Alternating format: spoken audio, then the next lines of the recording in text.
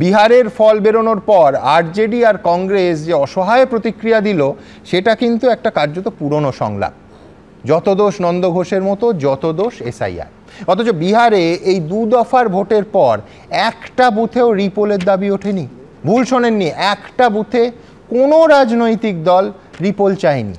দ্বিতীয়ত, যখন খসড়া ভোটার তালিকা 1 মাস গণপরিসরে রাখা হলো, তখন আমরা বারবার দেখিয়েছি, এই অনুষ্ঠানে দেখিয়েছি, কংগ্রেস বা আরজেডিকে তথ্যভিত্তিক বিরোধিতায় কিন্তু খুঁজে পাওয়া যায়নি। এখন ভোটের ফলে ভরাডুবির পরে ভোট চুরি বললে এটা তো কেউ বলতেই পারেন যে নাচতে না জানলে উঠোনের দোষ। বিশ্বনাথ চক্রবর্তী মানবেন কিনা জানি না।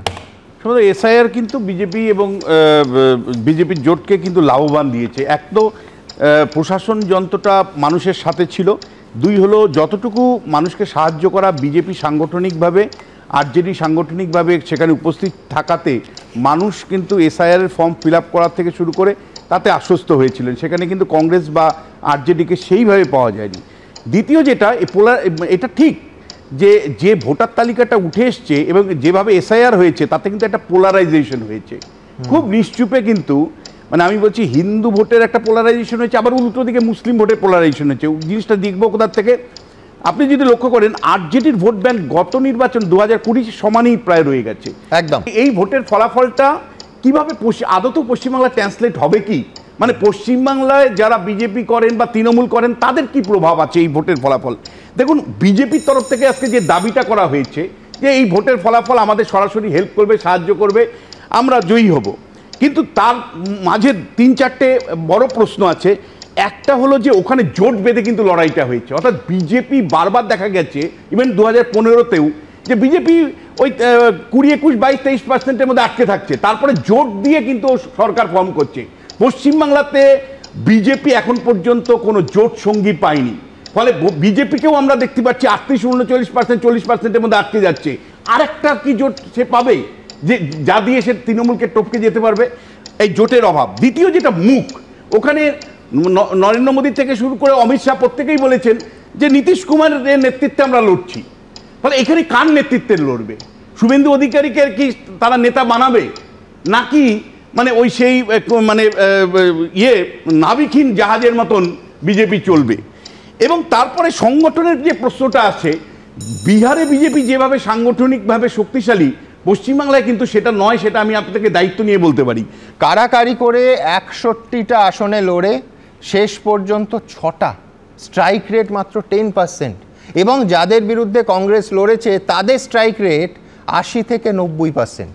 তেজস্বী যাদবেরও দল আমি সকালে দেখছিলাম বলতে শুরু করেছে যে কংগ্রেসই ডোবালো।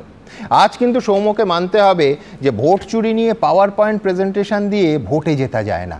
চূড়ান্ত কর্পোরেট কায়দায় একটা প্রেস কনফারেন্স করে তারপর প্রায় 2 মাস বিহার মুখ হননি রাহুল গান্ধী, বিদেশে চলে গেলেন, তারপর ফিরে এলেন ভোটের 2 দিন আগে, মানে প্রকাশ্যে এলেন।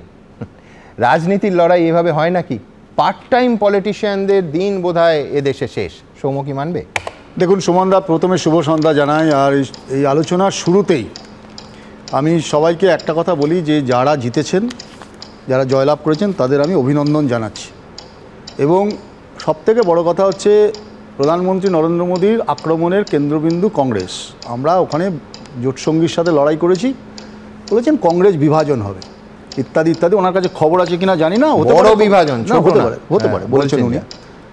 স্বাধীনতার পর থেকে এবং স্বাধীনতার আগে কংগ্রেসের বিভাজিত হয়ে আজকে যারা এখানে বসে আছে, বহু দল তৈরি হয়েছে, আবার কংগ্রেসে মিলনও হয়েছে, এই ইতিহাস আছে। কংগ্রেসকে বিভাজনের ভয় দেখিয়ে কোনো লাভ হয় না। আর সমুদ্র, হিমাচল, কাশ্মীর থেকে কন্যাকুমারিকা কংগ্রেস লড়াই করেছে, কখনো পরাজিত হয়েছে, কখনো জয়লাভ করেছে। এমনি শশী থারুরকে আমি ধরি না, কিন্তু উনি কি চিদাম্বরমের দিকে ইঙ্গিত দিচ্ছেন? কার দিকে ইঙ্গিত করছেন ওনার কাছে খবর থাকলে উনি ভালো বলতে পারবেন, আমার তো জানা নেই। কল্যাণ বন্দ্যোপাধ্যায় একেবারে রাহুল গান্ধীর নেতৃত্ব, ইন্ডিয়া জোটে নেতৃত্ব নিয়ে প্রশ্ন তুলেছে। প্রশ্ন তো থাকছে যে কত পার্সেন্ট ভোটার ছিল, ভোটার টার্ন আউট কত, ভোট যারা দিল তারপর দেখা গেলো পার্সেন্টেজ বাড়লো, এই প্রশ্ন থাকবে। তবুও আমি বলছি যারা তোমার এই প্রতিক্রিয়াটা পেলাম না যে কল্যাণ বন্দ্যোপাধ্যায় বলছেন ইন্ডিয়া জোটের শরিক, মুখ বদল করতে হবে, মানে রাহুল গান্ধীকে বদল করতে হবে। আমি বলছি এটা ক্লোজ করার জন্য আমি আপনাকে বলছি এই প্রশ্নগুলো থাকবে। এবং নির্বাচনের পরে একটা নির্বাচন তো শেষ না, এরকম নির্বাচন অনেক এসছে গেছে, কংগ্রেস হেরেছে, কংগ্রেস জিতেছে, হবে।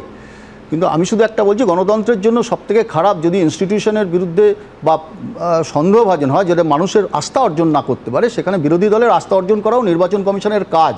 একটাও তদন্ত না করে শুধুমাত্র চাপিয়ে দেওয়া, এগুলো আগামী দিনের প্রশ্ন থাকবে।